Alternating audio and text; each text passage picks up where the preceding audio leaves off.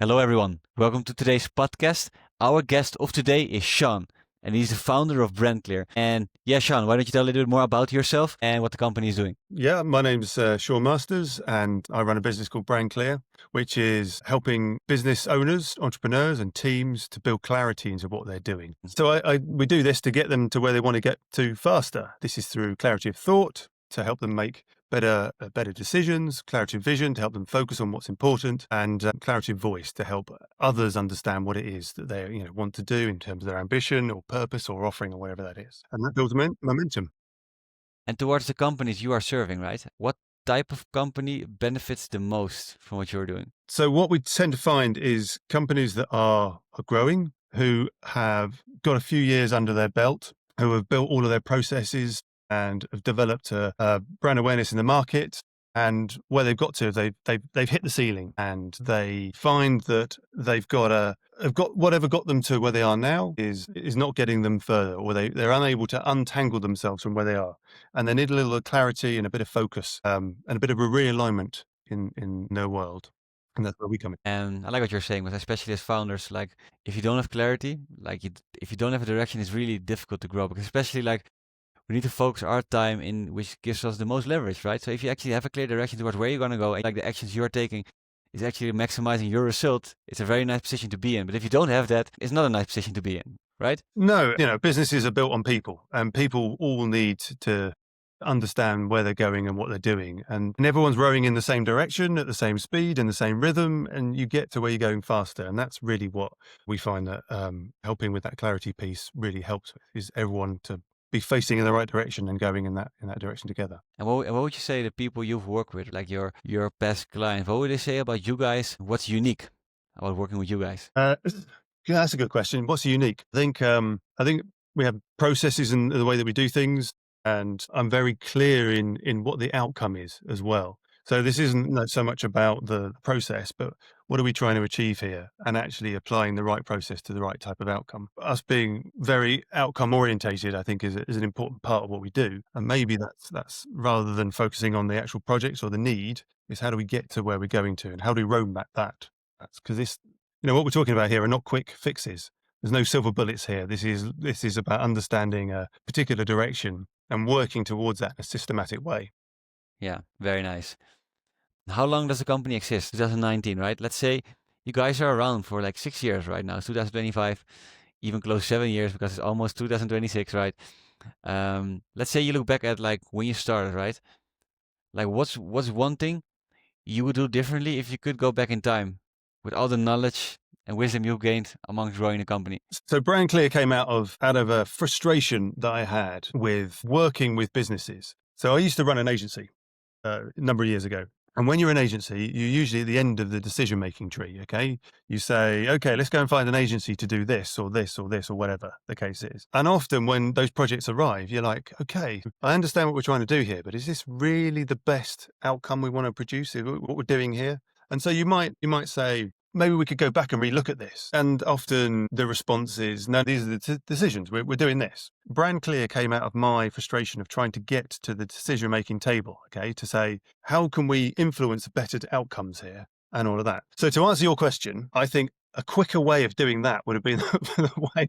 It's taken me a number of years to work that out, and a number of years to trial and error of how to get a better kind of response. But now I feel that we're in a place where we have those conversations. We have those difficult conversations which yield better results, which then when it gets to activation or output, it's easier for everyone to understand what we're trying to do here. Yeah, I like what you're saying. It kind of it started with a frustration, and I think usually like the best business ideas start when you actually live the experience yourself. You see there's an actual gap you could fill in. So it's not like, hey, I want to be a founder. Let's just do something, right? No, it's like actually lived experience, and you found a problem, and boom, you dial down on the problem you saw, and you kind of build your business on top of that, which I think is a very, maybe even the most organic way to start a business. Yeah. Yeah, not the easiest, to be fair, because you're trial and error for quite a lot of it. But yeah, I feel that some of the best learning came from that, though, to be fair. Yeah, and they usually say, right, like if it was all easy, like everyone would be a business owner. But usually things which are difficult, they take time and they're like worth actually fighting for. They are, and look, let's be honest. You can have the best idea in the world, but it's how you action that, how you deliver it. It's that gap between saying you're going to do something and then actually doing it. It's the biggest gap in the world. Yeah, right. What are some of the ways, talking about that gap, right, towards like taking that action? What are some of the ways how you guys are acquiring new customers at the moment? Our biggest channel, I guess, is referrals. So working with clients and having networks and having those referrals. And really, that only comes from demonstrating what you do and the outcome, and being able to um, showcase that, have that confidence in those early conversations. Because coming at this kind of thing from a very cold position is a much more difficult sell, because there's a leap of faith that's required. You've got someone who's saying, "Oh, this all sounds great, but what's the outcome?" Well, the outcome all depends on how we get on and how it works, what your individual challenges are. It's all very independent of one another, and one project can be very different to another project, which is why I love this space so much. Very nice. And like what you're saying, a lot of those people, we are getting in through referrals. That means you're doing good business, right?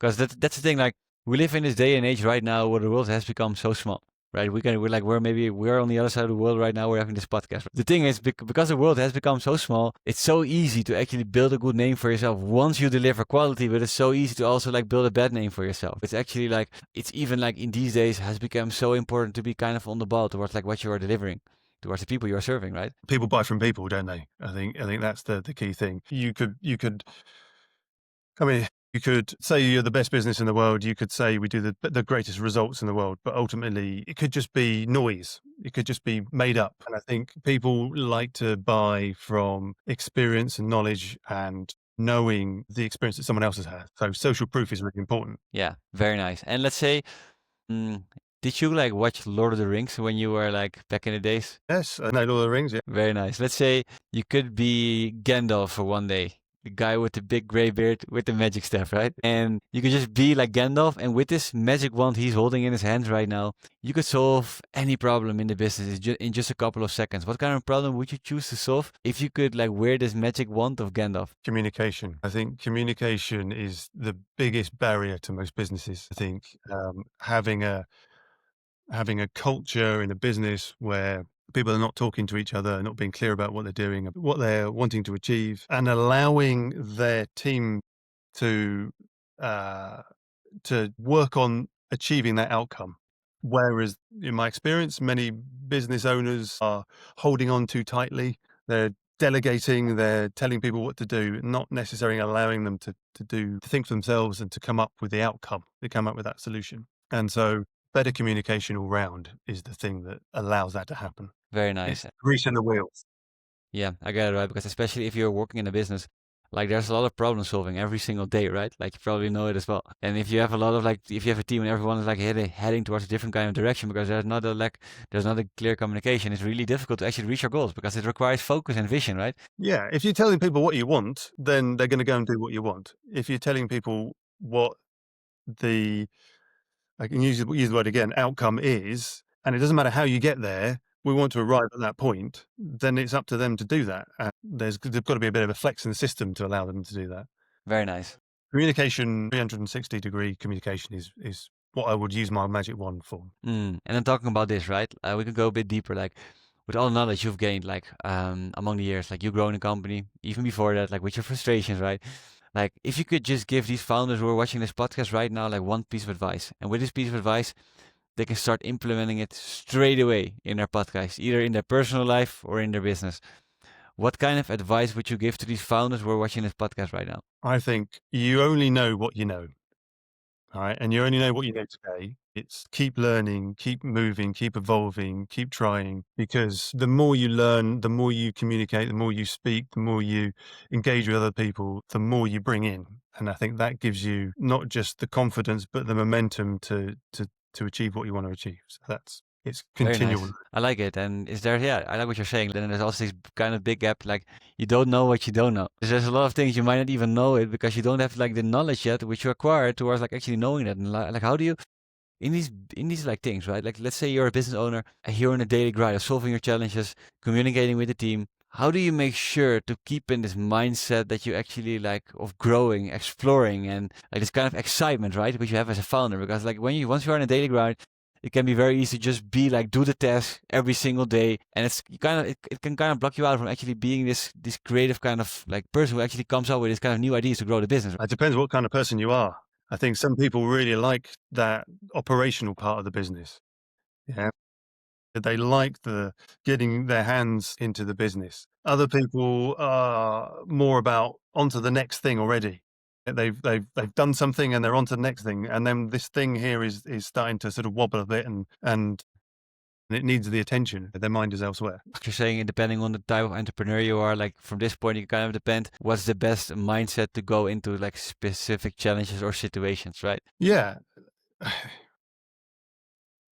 There are so many different types of people trying to do different things, and there are some hard and fast rules on how you manage people, how you get business, where you get business from, how you grow financially. There's all sorts of different things that you need to learn, which is why I say you only know what you know now, and you've got to make those mistakes in order to know how to overcome those problems later on. Very nice. And for the people, Sean, who are watching this podcast right now, like what are some of the ways they can connect either with you or the company BrandClear? We have through our website, through my LinkedIn, Masters on LinkedIn. That's probably the best way. Very nice. Sean, thanks so much for being on the podcast, sharing all your value, sharing your lessons, talking about the background of your company. For the people who are watching this podcast right now, I'm going to make sure to put the links of Sean and the company down in the description below so you can easily find it. And thanks everyone for tuning in, and see you all in the next episode. Thank you, Sean.